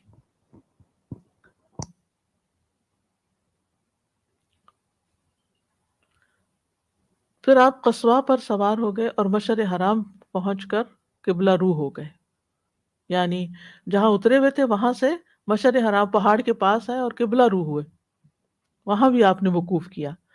آپ دعا کرتے رہے، الحمدللہ کہتے رہے، اللہ کی توحید بیان کرتے رہے، یہاں تک کہ خوب روشنی ہو گئی۔ تو آپ طلوع آفتاب سے پہلے منا سے روانہ ہو گئے، جب روشنی ہو گئی تو چل پڑے سورج نکلنے سے پہلے۔ عرفات میں سورج غروب ہونے کے بعد نکلے، جبکہ یہاں سورج نکلنے سے پہلے تشریف لے گئے۔ افضل وقت تو نکلنے کا یہی ہے، لیکن جو لوگ ضرورت مند ہوں، یعنی معذور ہوں، یا کوئی ان کی خاص کام ہے، تو وہ اس سے پہلے رات کے اندھیرے میں بھی نکل سکتے ہیں، فجر پڑھے بغیر بھی نکل سکتے ہیں، بچے، خواتین، بیمار یا اور اس طرح، یعنی مزدلفہ سے۔ جلدی نکلنے والوں کو رات کو ہی مشعر حرام کے پاس اپنی طاقت کے مطابق اللہ کا ذکر کر لینا چاہیے۔ عبداللہ بن عمر اپنے گھر کے کمزوروں کو پہلے ہی بھیج دیتے تھے، اور وہ رات میں ہی مزدلفہ میں مشعر حرام کے پاس آ کر ٹھہرتے اور اپنی طاقت کے مطابق اللہ کا ذکر کرتے، پھر امام کے ٹھہرنے اور لوٹنے سے پہلے ہی منا آ جاتے تھے۔ تو منا فجر کی نماز کے وقت پہنچتے، اور بعض لوگ اس کے بعد جب منا پہنچتے تو کنکریاں مارتے۔ ابن عمر فرمایا کرتے تھے کہ رسول اللہ صلی اللہ علیہ وسلم نے ان سب لوگوں کو یہ اجازت دی ہے۔ مزدلفہ میں پہاڑی پر وقوف کرنا افضل ہے، یہ نہ ہو سکے تو جہاں بھی قیام کر لیں جائز ہے، سوائے وادی محصر کے۔ وادی محصر وہ جگہ ہے جہاں ابرہہ کا لشکر ہلاک کیا گیا تھا، وہاں رکنے سے منع کیا گیا ہے، اور وہاں ٹھہرنے سے، وہاں رکنے اور ٹھہرنے سے منع کیا گیا ہے، وہاں سے فوراً تیز نکل جانا چاہیے۔ وَاذْكُرُوهُ كَمَا هَدَاكُمْ، اور اس کا ذکر کرو جیسا کہ اس نے تمہیں ہدایت دی، یعنی ہدایت دینے پر شکر ادا کرتے ہوئے ذکر کرو، اور دوسرا یہ کہ اس کے بتائے ہوئے طریقے کے مطابق ذکر کرو، یہ دونوں معنی ہیں۔ مشرکین بھی یہاں تلبیہ وغیرہ پڑھتے تھے، لیکن اس میں شرکی الفاظ بھی کہتے تھے، تو یہ اس لیے بتا دیا گیا کہ تم نے اللہ کے بتائے ہوئے طریقے کے مطابق ذکر کرنا ہے، مشرکین کے طریقے کو فالو نہیں کرنا۔ وَإِن كُنتُم مِّن قَبْلِهِ لَمِنَ الضَّالِّينَ، اگرچہ اس سے پہلے تم یقیناً گمراہ لوگوں میں سے تھے۔ من قبلی ہی کی ضمیر کدھر جا رہی ہے؟ قرآن کی طرف، کہ قرآن کے نزول سے پہلے تم گمراہ تھے، جس میں اللہ تعالیٰ کے احکامات آئے تمہارے لیے۔ دوسرا یہ معنی بھی کیا جاتا ہے کہ رسول اللہ صلی اللہ علیہ وسلم کی آمد سے پہلے تم گمراہی میں ڈوبے ہوئے تھے۔ تیسرا یہ کہ ہدایت کے آنے سے پہلے تم گمراہی میں تھے، اور یہ ساری چیزیں ایک دوسرے کے ساتھ لازم و ملزوم ہیں۔ رہنمائی ہمیں قرآن سے بھی ملتی ہے، نبی صلی اللہ علیہ وسلم سے بھی ملتی ہے۔ وَلَمِنَ الضَّالِّينَ، گمراہ لوگوں میں سے تھے۔ گمراہی دو وجوہات کی بنا پہ ہوتی ہے، ایک ہوتا ہے لا علمی کی بنا پہ بھٹکنا، پتہ ہی نہیں کیا کرنا ہے، اور ایک ہوتا ہے علم کے باوجود بھٹک جانا۔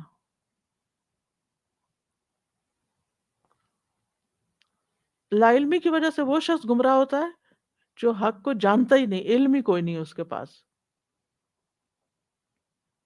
اور علم کے باوجود وہ گمراہ ہوتا ہے، راہ گم کر دیتا ہے، جو اس طریقے کو چھوڑ دیتا ہے جس پر چلنا چاہیے تھا، یعنی بھلائی کے راستے کو، اپنی مرضی، اپنی خواہشات پہ چلنے لگتا ہے۔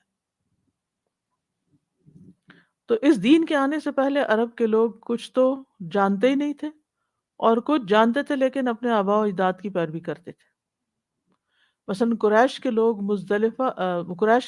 عرفہ سے نہیں واپس لوٹتے تھے، وہ عرفہ کے وقت مزدلفہ میں ہی رک جاتے تھے، اور کہتے تھے کہ ہم حرم کے متولی ہیں، ہم حرم سے باہر نہیں نکلتے، ہم عرفات ہل میں ہم وہاں نہیں جائیں گے، ہم حرم کے رہنے والے ہیں، اندر ہی رہیں گے۔ اور جب لوگ مزدلفہ آتے پھر ان کے ساتھ مل کے مینا چلے جاتے۔ تو یہ ان کی یا تو جہالت تھی یا ضد۔ تو انسان بھٹکتا ہے یا جہالت کی وجہ سے، یا ضد کی وجہ سے، یا خواہشات کی پیروی کی وجہ سے۔ پھر فرمایا ثم افیدوا من حیث افاض الناس واستغفروا اللہ، پھر تم عرفات سے لوٹو یعنی اسی جگہ سے لوٹو جہاں سے لوگ جا کر آتے ہیں واپس.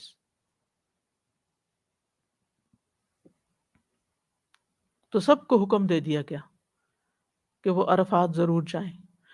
حضرت عائشہ کہتی ہیں کہ حج کے موقع پر قریش اور ان کے ہم مذہب مزدلفہ میں ہی ٹھہر جاتے اور وہ اپنا نام حمص رکھتے. حمص، اگر پیچھے میں نے کہیں حمص کہا ہو تو اس کو ٹھیک کر لیجیے. میں نے کسی کے منہ سے حمص سنا تو مجھے بھی شک ہوا کہ شاید میں غلط پڑھ رہی ہوں، تو ابھی پھر میں نے اس کا ٹیکسٹ دیکھا تو یہ حمص ہے. وہ اپنے آپ کو حمص یا حمصی کہتے تھے. اور باقی عرب کے لوگ مزدلفہ سے آگے میدان عرفات تک جاتے تھے، جو حج کا اصل طریقہ ہے. تو جب اسلام آیا تو اللہ تعالیٰ نے اپنے نبی کو حکم دیا کہ وہ عرفات تک آئیں اور وہاں وقوف کر کے واپس مزدلفہ آئیں.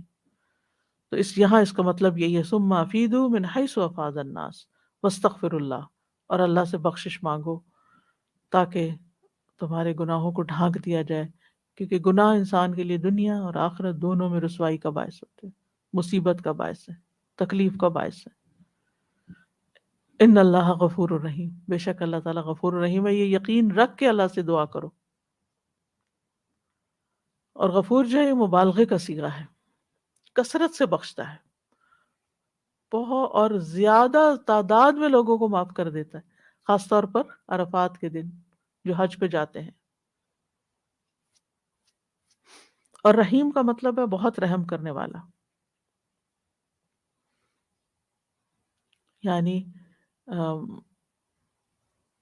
تمہارے گناہوں کے باوجود تمہیں نعمتیں عطا کرتا ہے، تمہارے گناہوں سے درگزر کرتا ہے. وَيَعْفُو عَنْ كَثِيرٍ، تمہیں جتاتا نہیں، تمہیں موقع دیتا ہے کہ تم توبہ کر لو، موقع دیتا ہے کہ تم اپنی اصلاح کر لو.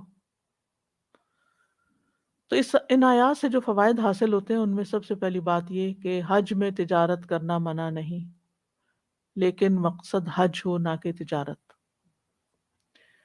پھر وقوف عرفہ کی اہمیت پتہ چلتی ہے کہ یہ حج کا بنیادی رکن ہے.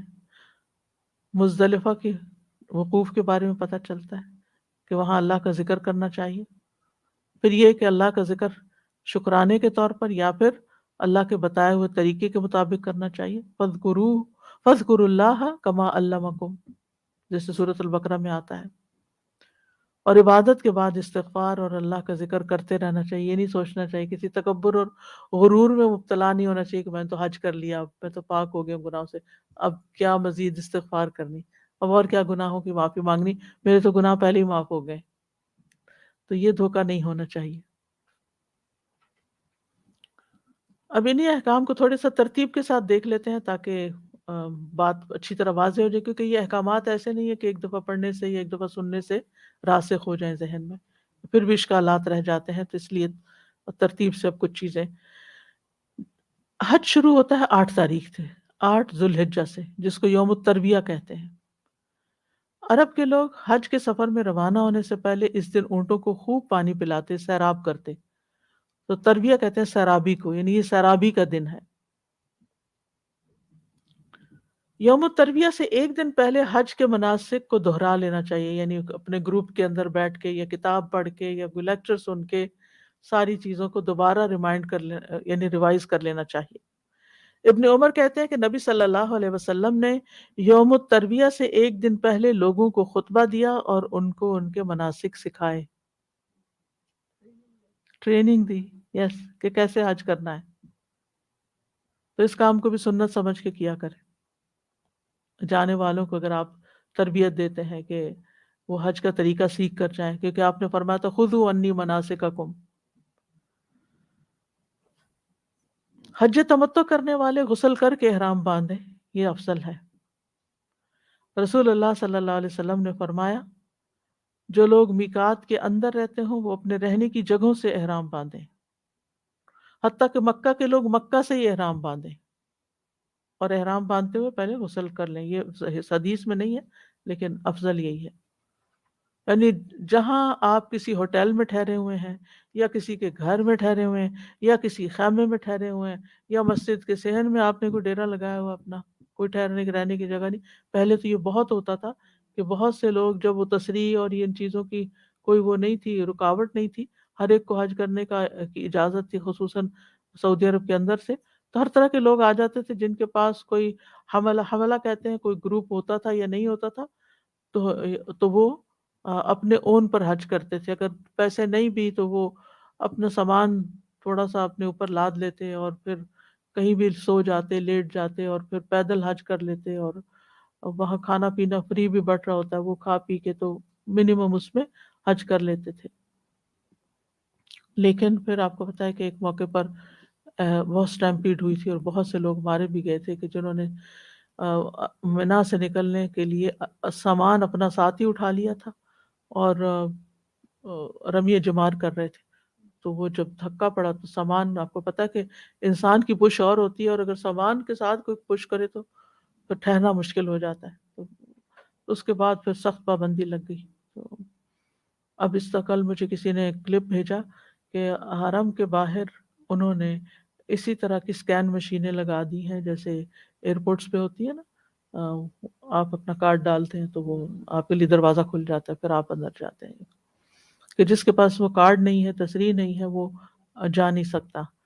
تو یہ سارے انتظامات اسی لیے کرنے پڑتے ہیں تاکہ ہر چیز ایک ترتیب اور تنظیم کے ساتھ ہو اور لوگوں کو نقصان نہ ہو.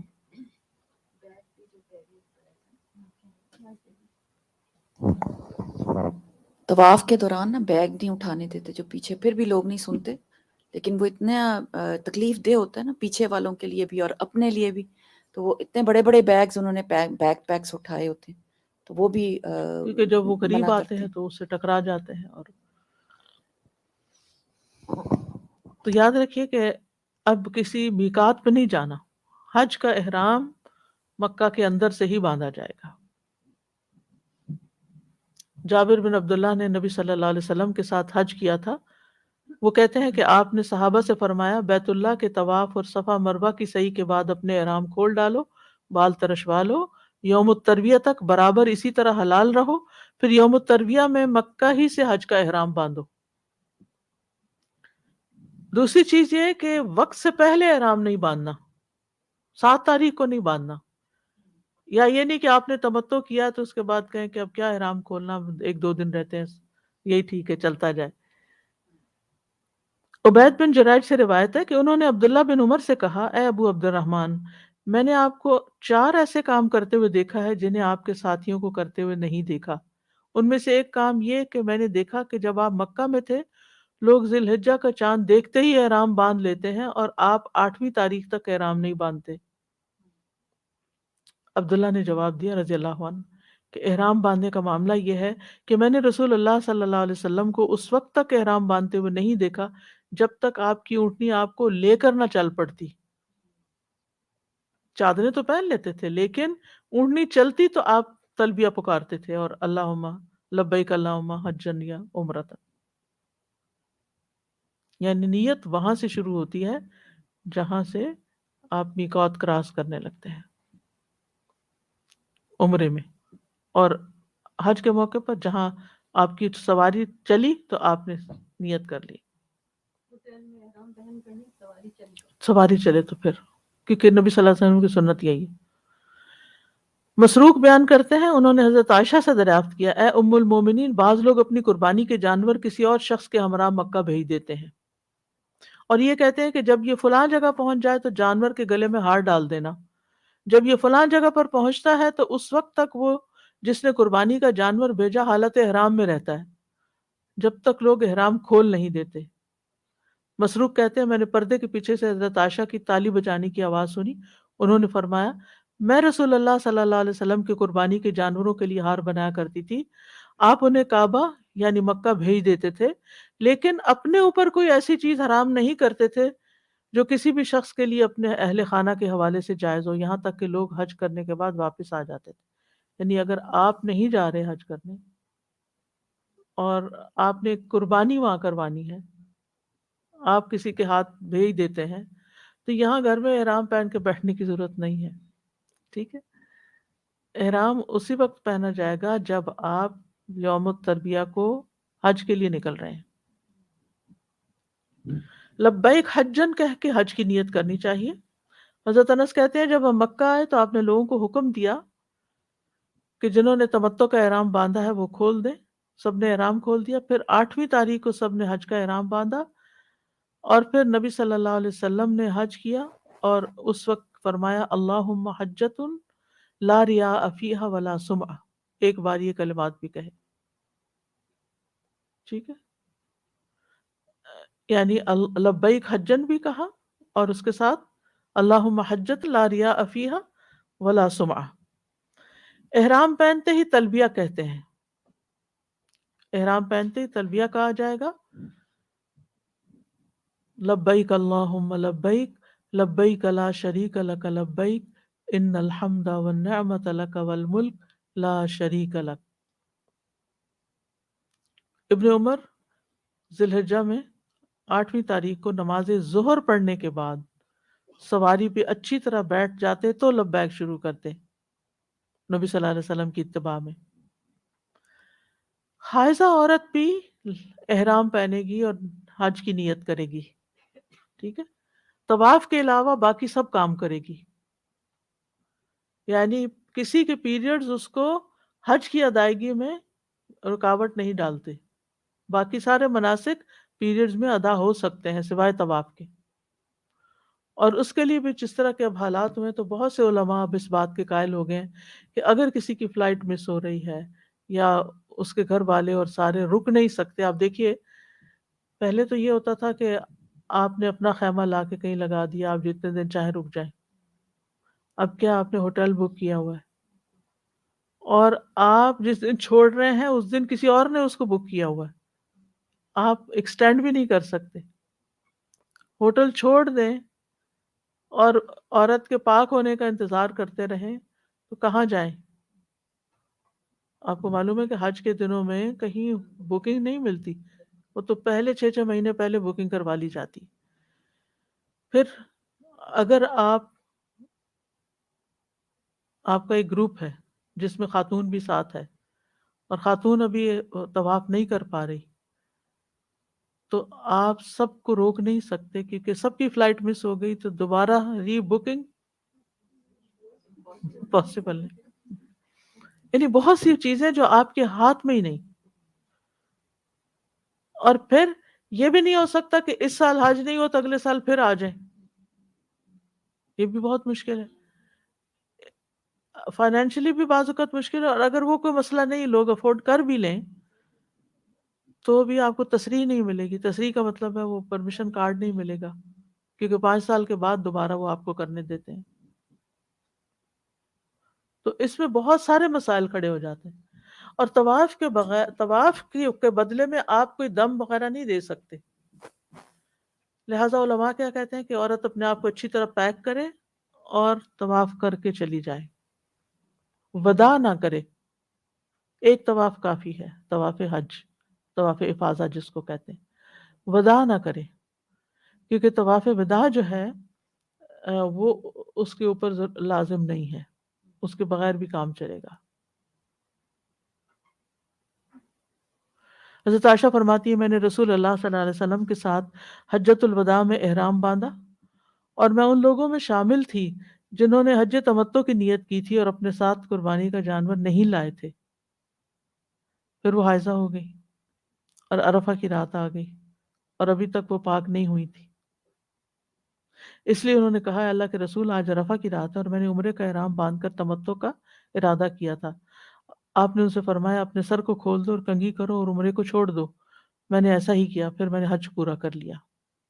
یعنی احرام عمرے کی نیت کا احرام چھوڑ کے حج کے احرام میں اس کو تبدیل کر لیا. نہیں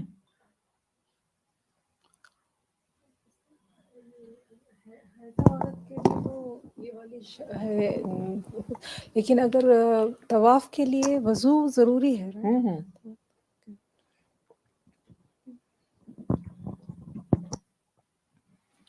پھر یہ ہے کہ ظہر سے پہلے مکہ سے منا کی طرف روانہ ہونا چاہیے. ٹھیک ہے.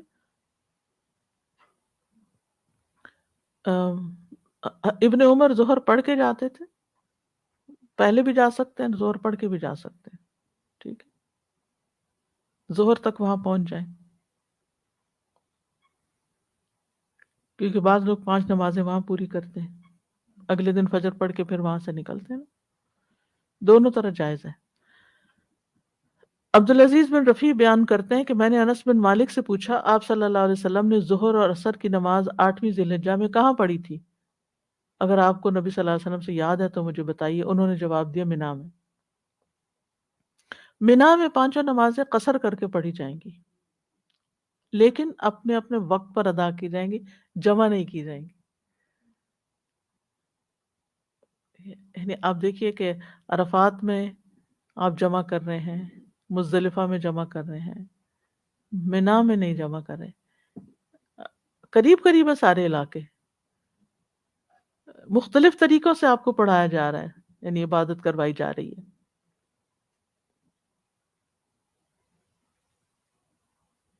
تو نبی صلی اللہ علیہ وسلم نے، حضرت ابو بکر نے، حضرت عمر نے منا میں 2 رکعت نماز پڑھی، یعنی 4 رکعت والی قصر۔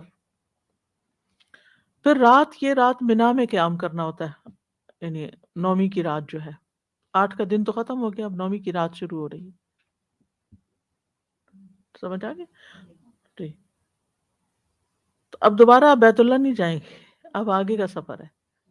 اب منا میں رات گزاریے اور صبح آپ عرفات جائیے۔ عبداللہ بن عباس کہتے ہیں کہ بیت اللہ کے طواف کے بعد آپ کعبہ کے پاس اس وقت تک نہ گئے جب تک میدان عرفات سے واپس نہ آ گئے۔ یعنی ایک دفعہ جب منا کی طرف چلے گئے تو دوبارہ کعبہ کی طرف نہیں آئے جب تک کہ عرفات سے واپس نہیں آئے۔ منا میں منظم انداز میں بیٹھنا چاہیے، ڈسپلن کے ساتھ، ترتیب کے ساتھ۔ نبی صلی اللہ علیہ وسلم کی ایک صحابی سے روایت ہے کہ نبی صلی اللہ علیہ وسلم نے منا میں لوگوں کو خطبہ دیا اور ان کو اپنے ٹھکانوں پہ اتارا، اور آپ نے قبلے کے داہنی طرف اشارہ کرتے ہوئے فرمایا مہاجرین یہاں اتریں، اور قبلے کے بائیں طرف اشارہ کرتے ہوئے فرمایا انصار یہاں اتریں۔ پھر باقی لوگوں کو حکم ہوا کہ وہ ان مہاجرین اور انصار کے ارد گرد اتریں، یعنی جو اور باہر کے قبائل سے لوگ آئے تھے۔ اب منا سے صبح کے وقت رات گزار کے نماز فجر کی پڑھ کے پھر اب حسب ضرورت، یعنی جب آپ کو موقع ملے اب عرفہ کی طرف جانا ہے سورج طلوع ہونے کے بعد۔ جابر بن عبداللہ کہتے ہیں منا میں فجر کی نماز پڑھنے کے بعد آپ تھوڑی دیر ٹھہرے حتیٰ کہ سورج نکل آیا۔ آپ نے اپنے لیے بالوں کے بنے ہوئے خیمے کے متعلق حکم دیا اور وہ نمرہ میں لگا دیا گیا۔ چنانچہ رسول اللہ صلی اللہ علیہ وسلم چلے اور قریش کو یقین تھا کہ نبی صلی اللہ علیہ وسلم مزدلفہ کے پاس ہی رک جائیں گے، جیسے کہ قریش جاہلیت کے دور میں کرتے تھے، لیکن آپ آگے بڑھ گئے اور عرفات تک گئے۔ عرفہ کا وقوف فرض ہے، یہ حج کا اہم ترین رکن ہے۔ اگر یہ رہ جائے تو کسی طرح اس کی تلافی نہیں ہوتی، حج دوبارہ کرنا ہوگا۔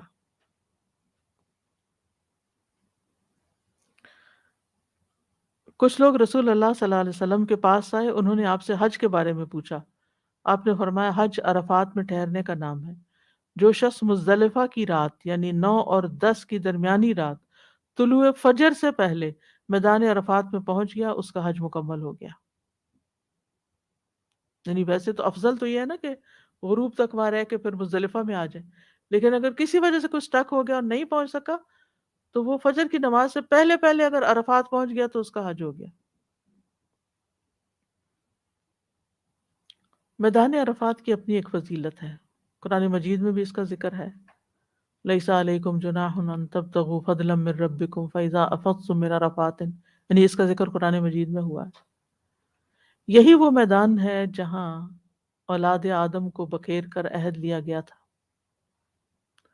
مسند احمد سلسلہ صحیحہ کی روایت میں آتا ہے نبی صلی اللہ علیہ وسلم نے فرمایا اللہ تبارک و تعالیٰ نے آدم علیہ السلام کی پشت میں موجود تمام اولاد سے نعمان یعنی میدان عرفات میں عہد لیا تھا۔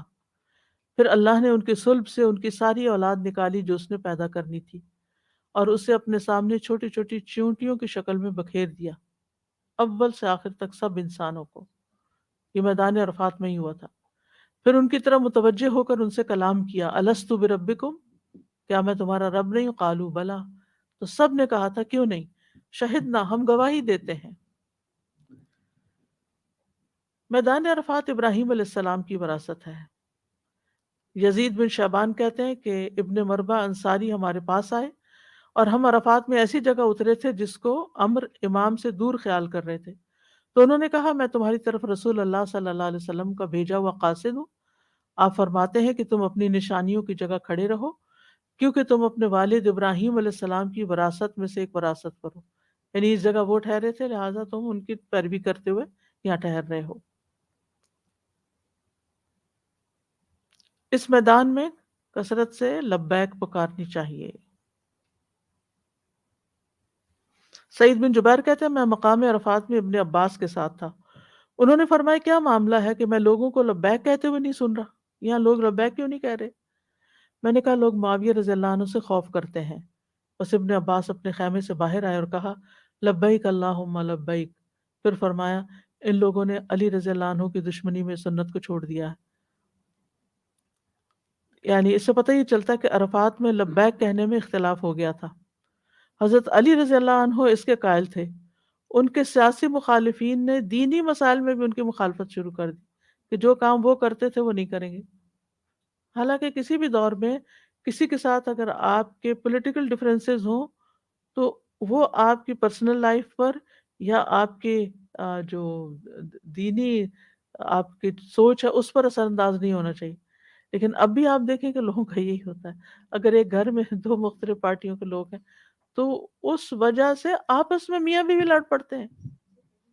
سبحان اللہ، یعنی ٹھیک ہے آپ ایک لیڈر کو پسند کرتے ہیں، دوسرا دوسرے کو، آپ ایک پارٹی میں یہ تو ہو سکتا ہے۔ اب حضرت عائشہ حج تمتع کا احرام پہن کے آ رہی ہیں، نبی صلی اللہ علیہ وسلم قران کا پہن کے آ رہے ہیں کیونکہ آپ کے ساتھ حدی تھی، تو اس میں ٹھیک ہے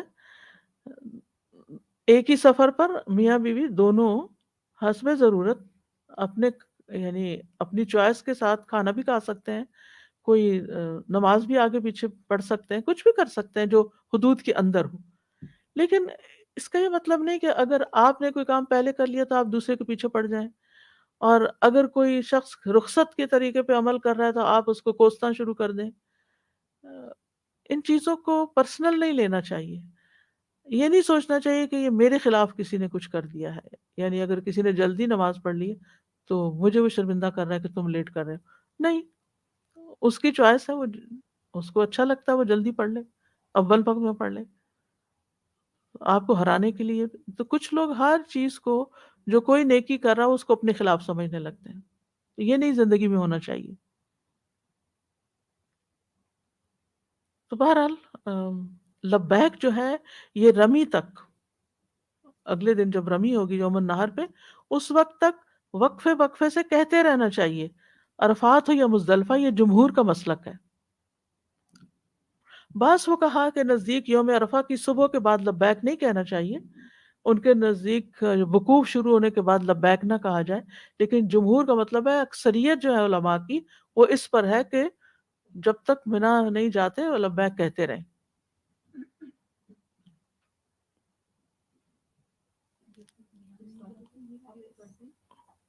یعنی منا جا کر جب آپ کنکریاں ماریں گے اس وقت ختم کر دیں گے، پھر لبیک ختم ہو جائے گی۔ آفٹر نہیں، افاظہ نہیں، وہ رمی کے بعد۔ ایک کوشچن میں ذرا پورا کر لوں پھر ہو سکتا ہے جواب آ جائے۔ تو اس میدان میں کس میدان کی بات ہو رہی؟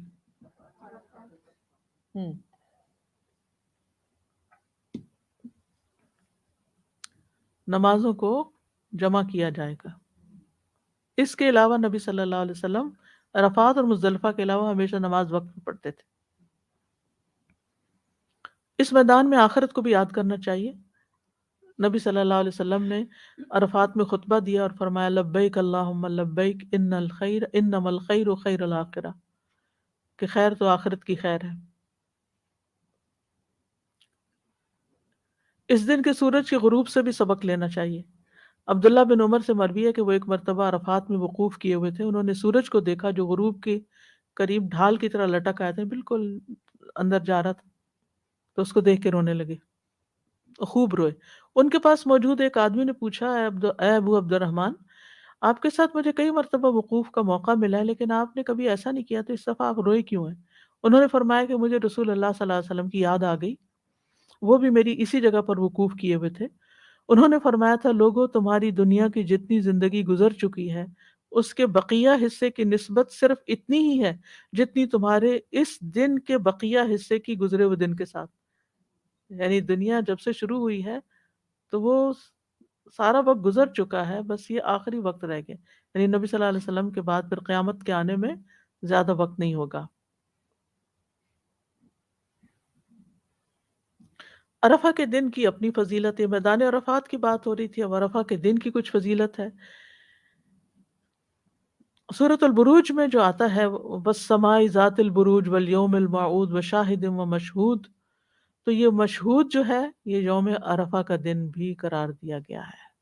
یعنی جس دن لوگ حاضر ہوتے ہیں. یعنی قسم ہے برجوں والے آسمان کی اور اس دن کی جس کا وعدہ کیا گیا، یعنی قیامت کا دن، اور حاضر ہونے والے کی اور جس کے پاس حاضر ہوا جائے، تو مراد اس سے عرفہ کا دن ہے. غیر حاجی کے لیے اس دن روزہ رکھنے کی فضیلت ہے جس سے گزرے ہوئے سال اور آنے والے سال کے گناہوں کا کفارہ ہوتا ہے. عرفہ کا دن عید کی طرح ہے. عقبہ بن عامر کہتے ہیں رسول اللہ صلی اللہ علیہ وسلم حاجی کے لیے کہ رسول اللہ صلی اللہ علیہ وسلم نے فرمایا یوم عرفہ یوم نحر، 10ویں ذی الحجہ یوم نحر، اور ایام تشریق ہم اہل اسلام کے عید کے ایام ہیں، یہ کھانے پینے کے دن ہیں. یعنی حاجیوں کے لیے لمبی عید ہے، بڑی عید. پھر یہ ہے کہ یہاں پر ہاتھ اٹھا کر بکثرت دعائیں کی جائیں گی، ہاتھ اٹھا کر. اب نماز کے بعد کیا پسندیدہ، ہاتھ نیچے رکھے ہوئے ذکر کیے جائیں، لیکن عرفات میں ہاتھ اٹھا کر. اسامہ بن زید کہتے ہیں میں میدان عرفات میں رسول اللہ صلی اللہ علیہ وسلم کا ردیف تھا، آپ نے دعا کے لیے ہاتھ اٹھائے تو آپ کی اونٹنی ایک طرف کو جھکنے لگی اور اس کی لگام گر گئی، یعنی ایسے ٹیڑھی ہونے لگی. آپ نے ایک ہاتھ سے رسی کو پکڑ لیا لگام کو اور دوسرے ہاتھ کو اٹھائے رکھا، یعنی اونٹنی کو ایک ہاتھ سے سنبھالا لیکن ہاتھ نیچے نہیں کیا، اور پھر سنبھال کے پھر دونوں اٹھا لیے ہوں گے. دن کی روشنی سے اندھیرا ہونے تک اللہ کا ذکر کرتے رہنا چاہیے. لہذا اللہ کے واسطے اس دن کو بحث مباحثے اور کھانے پینے اور سونے اور گھومنے پھرنے اور اندر باہر ہونے اور لوگوں کے ساتھ میل ملاقات میں نہ گزاریں. یہ دعاؤں کے قبول ہونے کی جگہ ہے، یہ حج کا اصل مقام ہے. اس لیے اس وقت کو غنیمت سمجھیں. معلوم نہیں زندگی میں دوبارہ یہ وقت آپ کو ملے گا یا نہیں. نبی صلی اللہ علیہ وسلم کے بارے میں آتا ہے کہ آپ قصواء پر سوار ہو گئے حتیٰ کہ مقام وقوف پر تشریف لائے. اپنی اونٹنی قصواء کا پیٹ پتھروں کی طرف کر دیا اور جبل المشاد کو جو ریت کا بڑا ٹیلا تھا اپنے سامنے کیا. قبلہ رخ ہوئے، پھر وہیں رکے رہے حتیٰ کہ سورج غروب ہو گیا اور ٹکیا کے غائب ہو جانے کے بعد کچھ زردی بھی ختم ہو گئی. اللہ سبحانہ تعالیٰ اس دن آسمان دنیا پہ نزول فرماتے ہیں اور فرشتوں کے سامنے فخر فرماتے ہیں اور فرماتے ہیں کہ میرے ان بندوں کو دیکھو جو میرے پاس پراگندہ حال اور غبار آلود ہو کر آئے ہیں. یہ دن بندوں سے، اللہ کا بندوں سے قریب ہونے کا دن ہے اور جہنم سے آزادی کا دن ہے. رسول اللہ صلی اللہ علیہ وسلم نے فرمایا عرفہ کے دن کے سوا کوئی اور دن ایسا نہیں جس میں اللہ کثرت سے بندوں کو آگ سے آزاد کرتا ہو، اور یہ وہ قریب ہوتا ہے پھر فرشتوں کے سامنے ان حاجیوں کی وجہ سے، اور یہ کہ وہ قریب ہوتا ہے نہیں اللہ تعالیٰ، اور فرشتوں کے سامنے حاجیوں کی وجہ سے فخر کرتا ہے اور فرشتوں سے پوچھتا ہے یہ لوگ کیا چاہتے ہیں. پھر مغفرت کے ساتھ ساتھ ان کی کمیوں کو پورا کرنے کی ذمہ داری بھی اللہ تعالیٰ لیتے ہیں. انس بن مالک کہتے ہیں نبی صلی اللہ علیہ وسلم نے عرفات میں وقوف کیا، سورج لوٹنے کے قریب تھا. آپ نے فرمایا اے بلال میرے لیے لوگوں کو خاموش کراؤ. چنانچہ بلال رضی اللہ عنہ کھڑے ہو گئے. کہا رسول اللہ صلی اللہ علیہ وسلم کے لیے خاموش ہو جاؤ. لوگ خاموش ہو گئے. آپ نے فرمایا اے لوگوں کے گروہ، ابھی جبریل علیہ السلام میرے پاس آئے اور میرے رب کی طرف سے انہوں نے مجھے سلام کہا اور کہا کہ بے شک اللہ عز و جل نے عرفات والوں اور مشر والوں کی مغفرت فرما دی اور ان کی کمیوں کو پورا کرنے کی ذمہ داری لے لی، یعنی ان کی حاجتیں پوری ہوں گی. بس عمر بن خطاب نے کھڑے ہو کر عرض کیا اللہ کے رسول کیا یہ ہمارے لیے خاص ہے؟ آپ نے فرمایا یہ تمہارے لیے بھی ہے اور جو تمہارے بعد آئیں گے قیامت تک ان سب کے لیے.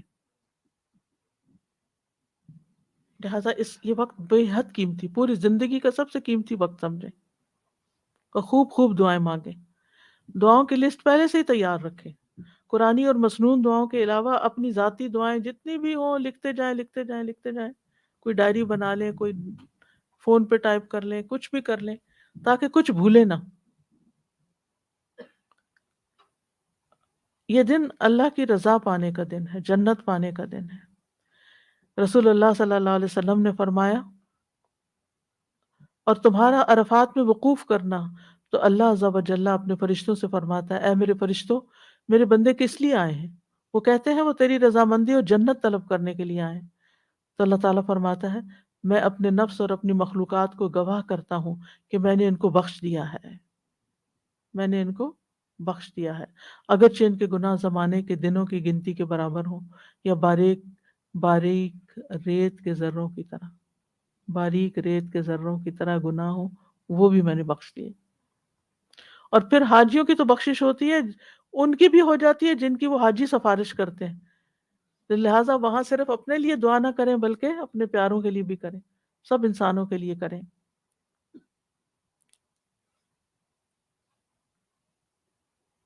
حدیث میں آتا ہے کہ اللہ تعالیٰ فرماتے ہیں تمہارے گناہ ریت کے ذروں یا بارش کے قطروں یا سمندر کی جھاگ کے برابر ہو تو بھی میں انہیں بخش دوں گا. میرے بندوں لوٹ جاؤ، تم بخشے بخشائے ہو اور ان کی بھی مغفرت ہے جن کی تم نے سفارش کی.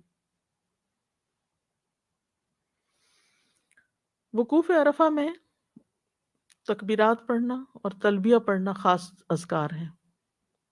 یعنی منا سے عرفات جاتے ہوئے اللہ اکبر لا الہ الا اللہ اور تلبیہ پڑھنا چاہیے. اور اس میں کچھ صحابہ تلبیہ پڑھ رہے ہوتے تھے، کچھ تکبیر پڑھ رہے ہوتے، اپنی اپنی طریقے پر، کوئی کسی پر اعتراض نہیں کرتا تھا. ایک گروپ میں نہیں پڑھتے تھے، اپنا اپنا سب پڑھ رہے ہوتے تھے. اللہ اکبر لا الہ الا اللہ واللہ اکبر وللہ الحمد اور لبیک اللہم لبیک تلبیہ آخر تک. پھر یہ کہ مسجد نمرہ میں زوال آفتاب کے بعد خطبہ پوری توجہ اور خاموشی سے سننا چاہیے. اس وقت بھی کچھ لوگوں کو سمجھ نہیں آتا تو باتیں شروع کر دیتے ہیں یا ایک دوسرے کو مطلب بتانے لگتے ہیں، تو اس میں بھی کسی سے بات نہیں کرنی چاہیے جیسے جمعے کا خطبہ ہوتا ہے.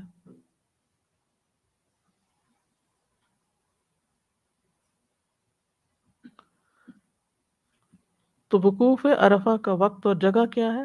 وقت ظہر کے بعد مغرب تک، اور جگہ عرفہ کا میدان وادی نمرہ اور جبل رحمت کے قریب وقوف کرنا مستحب ہے، لازم نہیں ہے. میدان عرفات میں کسی بھی جگہ آپ خیمہ لگا سکتے ہیں.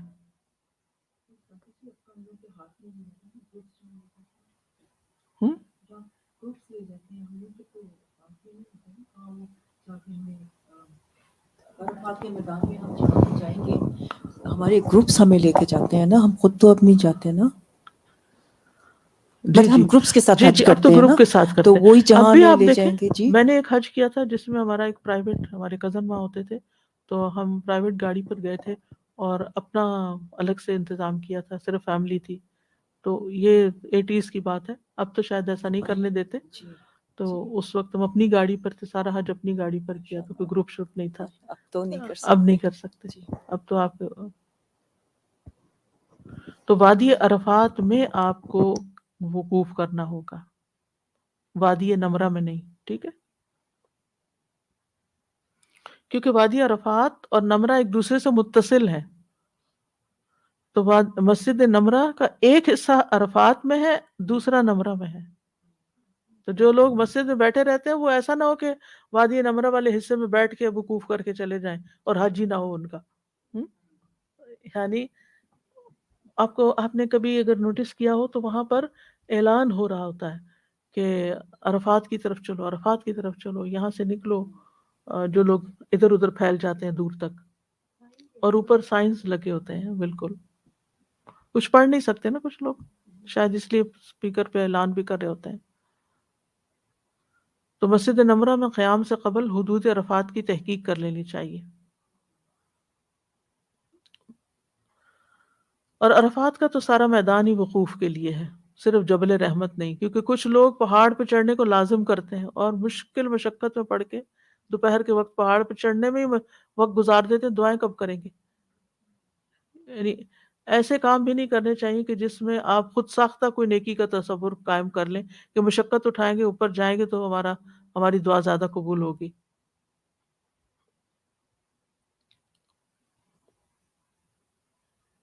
تو غروب آفتاب تک دعائیں مانگتے چلے جانا چاہیے اور ہاتھ اٹھا کر دعائیں مانگنی چاہیے.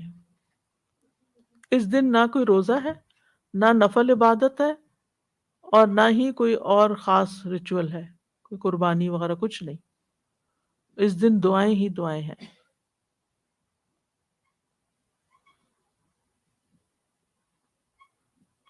اور عرفہ کے دن کی بہترین دعا حدیث میں آتا ہے، نبی صلی اللہ علیہ وسلم نے فرمایا بہترین دعا وہ ہے جو عرفات کے دن مانگی جائے، اور وہ بہترین دعا جو میں نے مانگی اور جو مجھ سے پہلے نبیوں نے مانگی وہ یہ ہے، لا الہ الا اللہ وحدہ لا شریک لہ لہ الملک ولہ الحمد وہو علی کل شیء قدیر. تو اللہ القدیر ہے، ہر چیز پہ پوری قدرت رکھتا ہے. جب اس کو اس صفت کے ساتھ، اس نام کے ساتھ پکار لیا تو سمجھو سب کچھ مل گیا. ایک اور روایت میں آتا ہے مسند احمد کی کہ عرفہ کے دن رسول اللہ صلی اللہ علیہ وسلم بکثرت یہ دعا پڑھتے تھے. اس میں اللہ تعالیٰ کی توحید بھی ہے نا، اور اس دوسری روایت میں بیدہ الخیر کے لفظ بھی ہیں شامل.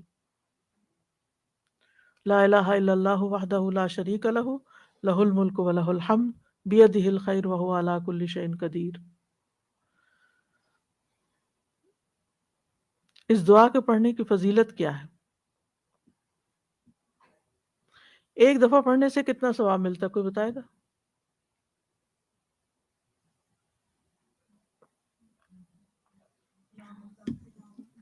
رسول اللہ صلی اللہ علیہ وسلم نے فرمایا جو شخص صبح کے وقت یہ کہہ لے لا الہ الا اللہ وحدہ لا شریک لہ لہ الملک ولہ الحمد وہو علی کل شیء قدیر، تو اسے اولاد اسماعیل میں سے ایک غلام آزاد کرنے کا ثواب ہوگا. اس کے لیے 10 نیکیاں لکھی جائیں گی، 10 غلطیاں مٹائی جائیں گی، 10 درجات بلند کیے جائیں گے، اور وہ شام تک کے لیے حفاظت میں رہے گا. اور شام کو کہہ لے تو صبح تک کے لیے، ہر روز. ہاں یہ تو اس دعا کی فضیلت میں بتا رہی ہوں، صرف عرفہ کے دن نہیں، ہر دن یہ ہے. فجر کی نماز کے بعد پڑھنا نہ بھولیں اس کو، اور اسی طرح مغرب کے بعد بھی. رات کے اوقات میں اگر کوئی پڑھتا ہے اس دعا کو تو دعا قبول ہوتی ہے. نبی صلی اللہ علیہ وسلم نے فرمایا، صحیح بخاری کی روایت ہے، جو شخص رات کو بیدار ہو کر یہ دعا پڑھے لا الہ الا اللہ وحدہ لا شریک لہ لہ الملک ولہ الحمد وہو علی کل شیء قدیر الحمد للہ وسبحان اللہ ولا الہ الا اللہ واللہ اکبر ولا حول ولا قوۃ الا باللہ، پھر اللہم اغفر لی کہے یا کوئی اور دعا کرے تو اس کی دعا قبول ہو جاتی ہے. اور اگر اس نے وضو کیا اور نماز پڑھی تو نماز قبول ہو جاتی ہے. عرفہ کے دن آپ نے لوگوں کو خطبہ بھی دیا تھا، جو نماز سے پہلے کا خطبہ تھا، اور وادی نمرہ میں تھا، اور آپ اونٹ کی رکاب پر کھڑے ہو کر خطبہ دے رہے تھے، اور اس دن کی اہمیت بتا کر آپ نے خطبہ دیا تھا.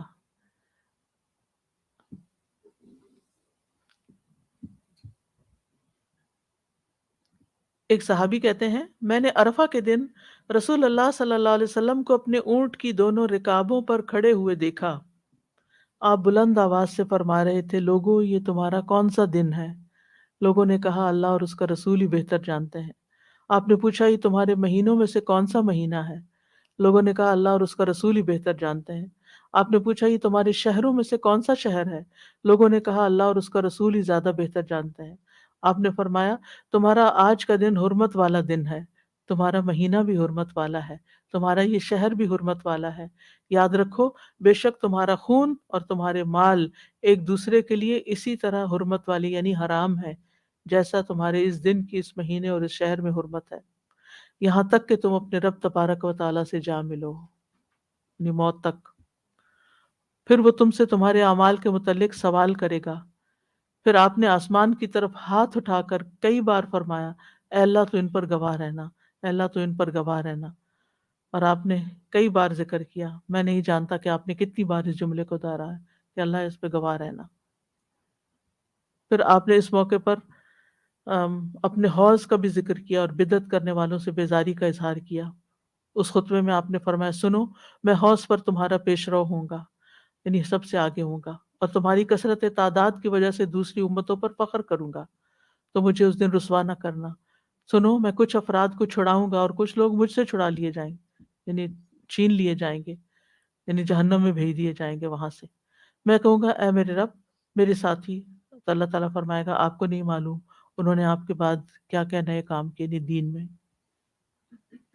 اسی موقع پہ آپ نے فرمایا تھا میں تم میں دو چیزیں چھوڑ کر جا رہا ہوں، اگر انہیں پکڑے رکھو گے تو کبھی گمراہ نہ ہوگے، ایک اللہ کی کتاب اور دوسرے میرے اہل بیت کے خاندان. پھر اسی طرح آپ نے دین کے غلبے کا بھی تذکرہ کیا، امیر کی اطاعت کی تلقین کی، احرام کی رخصتوں کی تعلیم دی. آپ نے فرمایا جو احرام میں جوتے نہ پائے تو وہ موزے پہن لے، جو تہبند نہ پائے تو پاجامہ پہن لے. پھر ہر سال قربانی کرنے کی تلقین بھی کی آپ نے اس موقع پر. رسول اللہ صلی اللہ علیہ وسلم عرفات میں آپ نے فرمایا لوگو سن لو، ہر سال ہر گھرانے والے پر قربانی، یعنی ایک قربانی سارے گھر والوں کی طرف سے کافی ہوگی.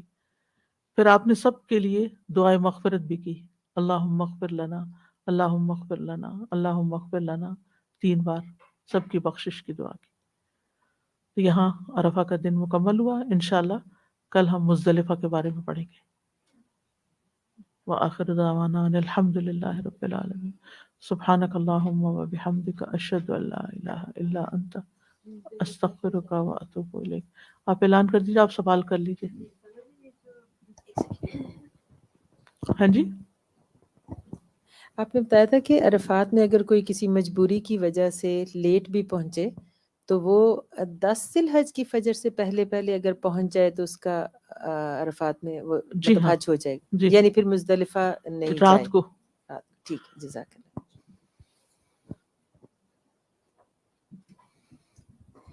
استاذ جی بس یہ کچھ تھوڑا سا شیئر کرنا چاہی تھی بھی، جیسے آپ نے فرمایا نا کہ مناسک کو ریویو کر لیں، جانے سے پہلے پڑھ لیں. تو جیسے ہم لوگ ویسے سیمینارز وغیرہ تو سن لیتے ہیں، چلے بھی جاتے ہیں، لیکن میں بس یہ شیئر کرنا چاہی تھی کہ جب میں حج پہ گئی تھی تو وہاں پر بالکل گاؤں کی خاتون تھی استاذ جی، ان کو کچھ لکھنا پڑھنا نہیں آتا تھا. اور جس دن ہم لوگوں نے جانا تھا وہاں پہ منا، اور اس سے پہلے وہ بیٹھی اور اپنا پورا سبق کی طرح سے انہوں نے بتایا کہ اب ہم یہاں جائیں گے اور یہاں ہمیں یہ کرنا ہے، پھر کل ہم وہاں جائیں گے وہاں یہ کرنا ہے.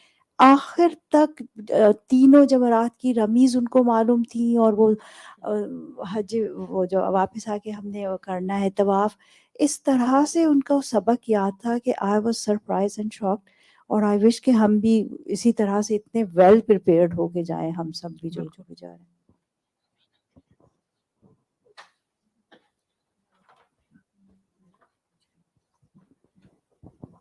استاذہ جی یہ جو مینا میں تو قصر نماز کا حکم ہے، تو جو حاجی ہے وہ مسافر کے کام میں نہیں آئے گا، وہ اپنی ساری نمازیں قصر کر کے نہیں پڑھے گا؟ یعنی باقی نمازیں بھی جی، جیسے کہ جماعت کے ساتھ پڑھیں گے. جماعت کے ساتھ پڑھیں گے، لیکن بعض اوقات جو امام ہوتا ہے، جیسے اگر آپ مینا میں آپ قیام کر رہے ہیں جو 5 نمازیں پڑھنی ہیں، تو بعض اوقات لوگ اپنے ٹینٹس میں پڑھے تو امام جو ہوتا ہے وہ مقیم کے حساب سے پوری نماز پڑھا رہا ہے، آپ پوری پڑھیں گے پیچھے، یا آپ وہ مسافر ہے تو پھر ہم مقیم کے پیچھے پوری پڑھیں گے. پوری پڑھیں گے. اور اگر وہ مسافر ہے تو ہم اپنی کمپلیٹ کریں گے پوری؟ نہیں، پھر مسافری کی طرف پڑھیں گے ظاہر ہے، کیونکہ آپ اگر ہم اپنی مکہ میں انڈیویجول نماز پڑھ رہے ہیں. دیکھا جائے گا کہ آپ مکہ میں کتنے دن سے ٹھہرے ہوئے ہیں. اچھا.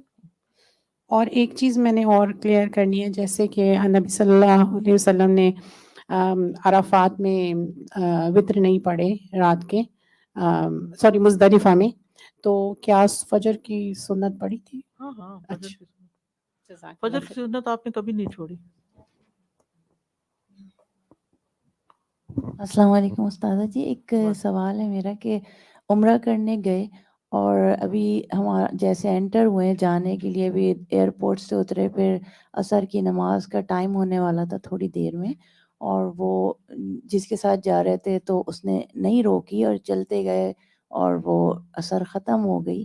پھر اب کیا کریں گے وہاں جا کے؟ ہمارے تو پہلا دن تھا اور جیسے اندر بہت دکھ ہوا کہ یہ تو عصر چلی گئی ہماری، تو ہم نے وہاں جا کے کیسے ادا کریں؟ مغرب تو ہو گئی تھی، اذان بھی ہو گئی بس تھی، اس کے فوراً بات پڑھ لیں، ویسے رستے میں بھی آپ جہاں تھے وہیں پڑھ سکتے تھے۔ اور جیسے گاڑی چل رہی تھی تو پھر ہم فرض کہتے ہیں نہیں پڑھ سکتے؟ نہیں، یعنی کہ اگر آپ کے اختیار میں گاڑی روکنا تو روکیں، ہاں وہ اور اگر نہیں روک سکتے، جیسے جہاز نہیں روک سکتے یا گاڑی کوئی رک نہیں سکتی، تو پھر اسی کے اندر پڑھ لیں۔ تو اس آدمی کو کہتے جا رہے تھے وہ عربی کہ روکو، تو کہتا تھا معافی معافی معافی، اور آگے جا کے نماز ہی قضا ہو گئی۔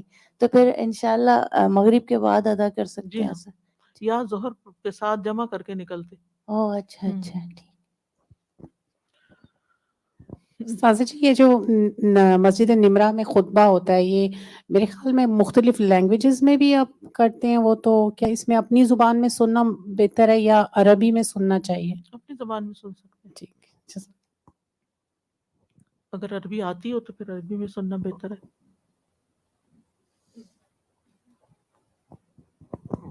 جی السلام علیکم ورحمۃ اللہ وبرکاتہ۔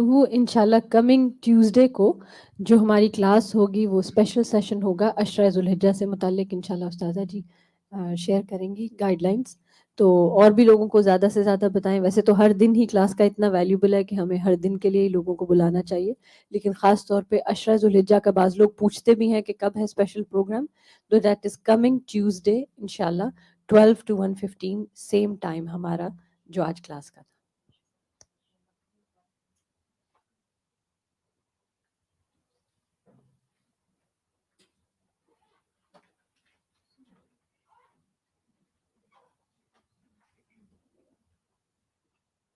اللهم صل على محمد وعلى آل محمد كما صليت على إبراهيم وعلى آل إبراهيم إنك حميد مجيد. اللهم بارك على محمد وعلى آل محمد كما باركت على إبراهيم وعلى